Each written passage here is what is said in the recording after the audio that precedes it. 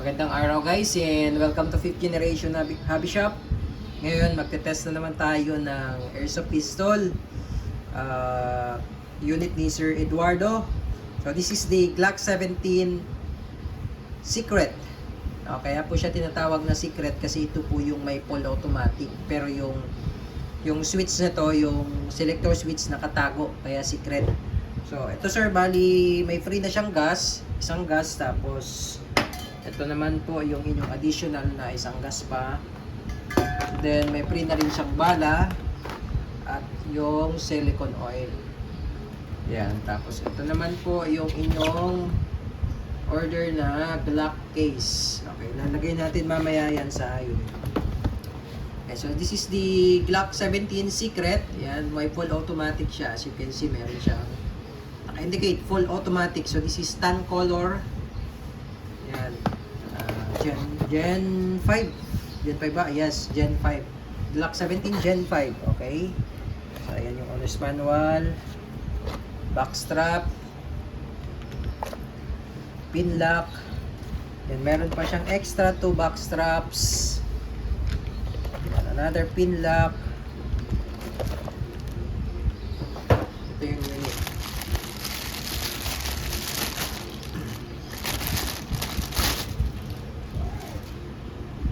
Yan. So Glock 17, ito yung magazine. Glock 17 Gen 5. So pag Gen 5, alam natin pag Gen 5, yung grip niya straight na, tapos yung slide release, ambidextrous. Sa Gen 4 dito lang yun sa left side lang. Yan. Ngayon ito nakasalpak pala yung isang pin lock. Kaya tanggalin lang natin para kausli kasi siya yan.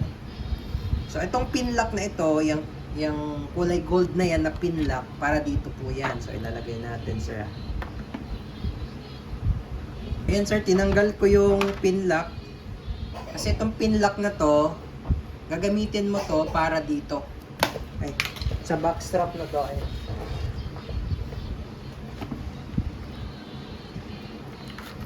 Ayan. So magiging ganyan po yan. Kaya po siya nakausli kasi para mag-lock siya dyan. Ayan. Ayan. Ayan. So ngayon, hindi ko lang muna siya ilalagay. Itatago ko lang muna tong lock na yan. Ngayon, ang ilalagay natin yung stock. Nasaan na yung stock? Ito yung maiksi. Yan. Lagyan natin sir ha. Lagyan lang natin dito para mawala. Yan. Ito lang yan. Yan. Tusok ko lang siya dyan. Yan.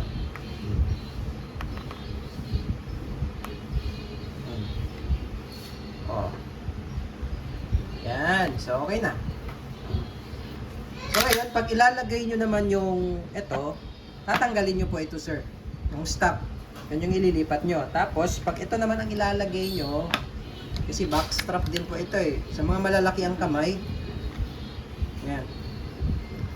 Pag ito naman yung pin lock nya, yan, maiksi na yan, yan. Tapos yung mahaba na yan, extra lang po yan.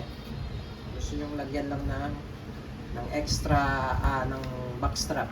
Kung naliliitan kayo sa grip, yan, pwede yung ilagay. Yan. Okay. So, ito naman po yung case. Glock case. Actually, pang 9mm talaga to. Glock case. Kasi may kasama to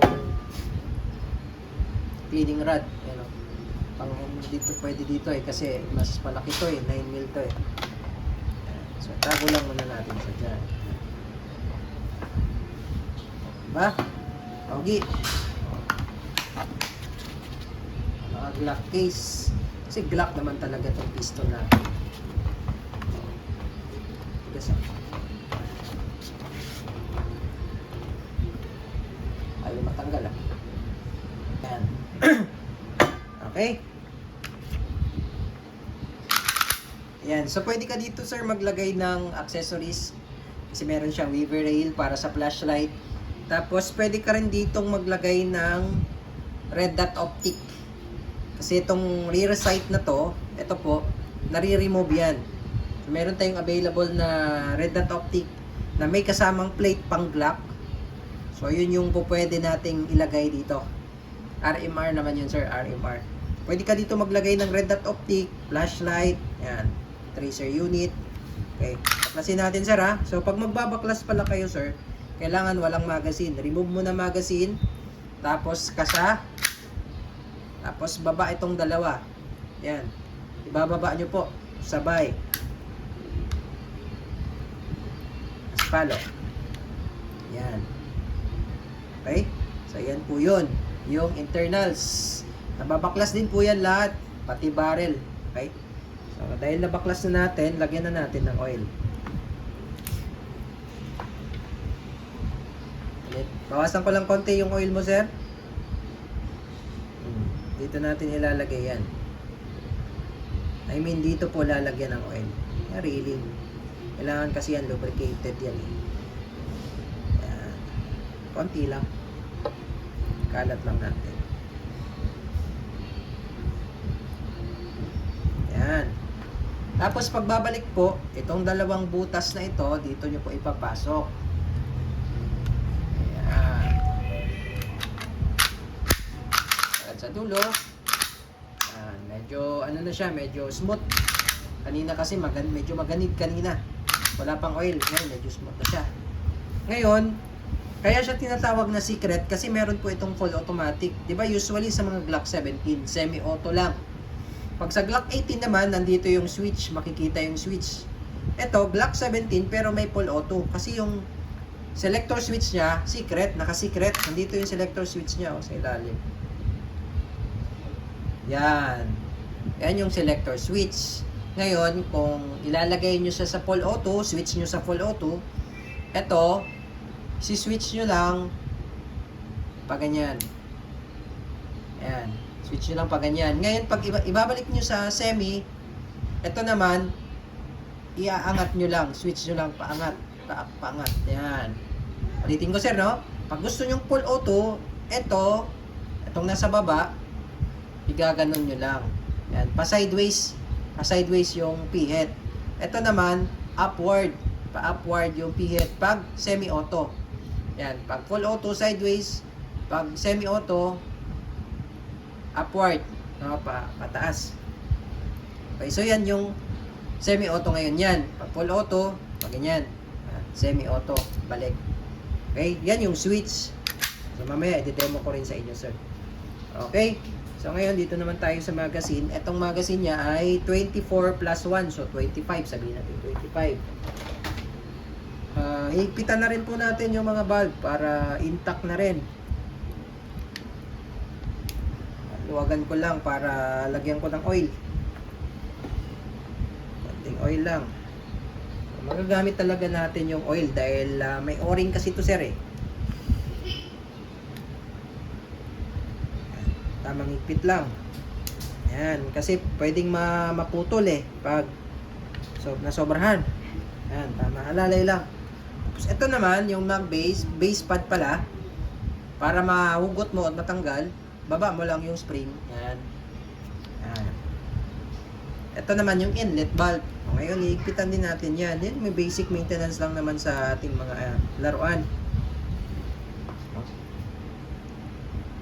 Konting oil. Ikot-ikotin ko lang para mag-absorb, no? Para pumasok yung oil.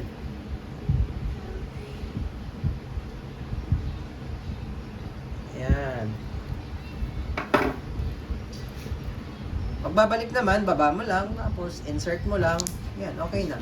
Then medyo punas-punasan lang natin kasi may langis. Ayan. So ngayon dito, 'di ba, ito kasi yung sa capacity ng totoong Glock. Sa totoong Glock kasi may butas 'yan. Indicator kung ilan na ang laman. So sa airsoft, walang boot. Meron lang siyang parang design. Pero nakalagay diyan 16, 'di ba? 16. So sundan lang natin, sir. Kung ito is 25, mas maganda 16 lang nilagay natin para yung spring hindi compress kasi pag pinuno mo 'yan, ang spring nasa baba. So pag laging puno yan, katagalan yung spring lumalambot. Malambot lang kasi yung spring nito eh, yung airsoft. Hindi katulad ng mga kahit yung mga rail steel naman din yun. Lalambot din yun eh. So ito, para maingatan lang natin at humaba ang buhay ng spring. lagyan lang natin ng konti. Kahit nga 12 lang, 12 or 16, pinakamarami na yung 16. Yan, lagyan natin ng kasi yung BB loader, speed loader, kaya mano-mano ako naglalagay.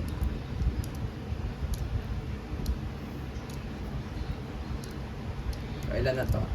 2, 4, 6, 8, 10, 12. Kahit 12 nga lang, maganda lang, para yung spring hindi compress ba. Yan, double stack po yan. So, alternating po yan. So, dapat po walang space. Yan, yung mga BBs na yan, dapat walang space. Yan. Tapos, subukan lang natin tong gas mo, sir. So, pag-load naman ng gas, inverted position, upside down, 3 to 5 seconds lang po.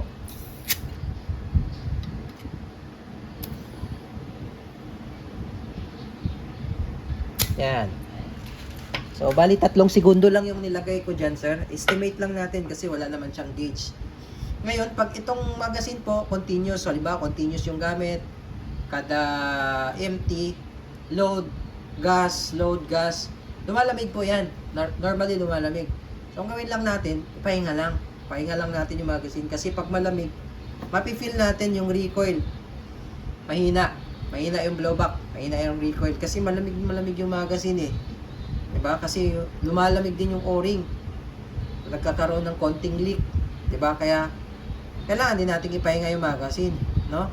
Malamig, pahinga lang. Yan, pahinga lang. Okay, so loaded tayo. Ano pa ba? Ayun naman, pailiwanag ko na rin sa inyo yung switch ng full auto. So, ito, testing na tayo, sir. Okay, so ito pala sa Glock, medyo lakasan lang natin yung pag-insert ng magazine, medyo lakasan lang natin kasi sa Glock kasi pag medyo mahina, pwedeng hindi siya mag-lock, totally lock. Tapos pwedeng pag pumutok, malaglag bigla yung magazine. Yan. Konting lang, medyo may force lang ng konti. Okay? So testing po. Okay, testing na. So medyo maganda rin yung sight ng Glock. Yan. So ngayon, semi-automatic muna tayo. Okay? So semi-automatic.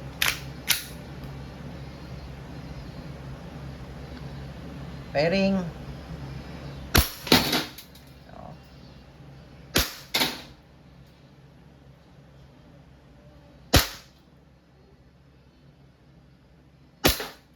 Yan yung semi-automatic. So, isang kalabit, isang bala ang lalabas.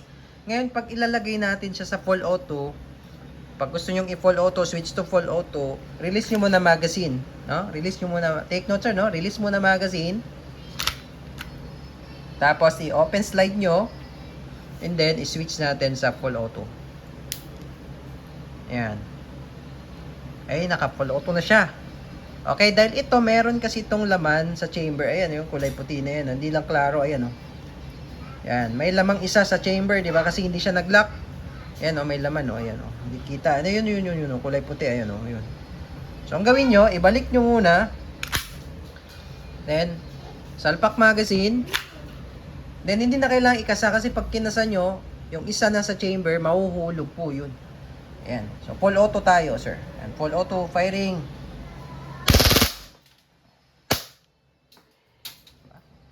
Rapid firing. So, isa pa. Lagyan pa natin ng bala. Okay, so nag-reload tayo, sir, ulit. Tapos, sinayan lang natin siyang naka-open slide. Pasok lang kasi wala naman. Always check nyo yung chamber. Wala namang laman yung chamber, Empty naman. So, insert. Tapos, hot tap release. So, full auto tayo, sir. Full auto firing. Sarap, di ba? Ubus agad. Isang press lang yun ng trigger. Uubusin niya yun agad. Uubusin niya lahat ng bala na nasa magazine. Ayan. So, ngayon, balik lang natin sa semi muna. Okay, balik natin sa semi. So, switch mo lang yan. Ito, switch mo lang to upward. Yan. Okay. Release mag, hot up slide, hammer down. Okay, all goods na po.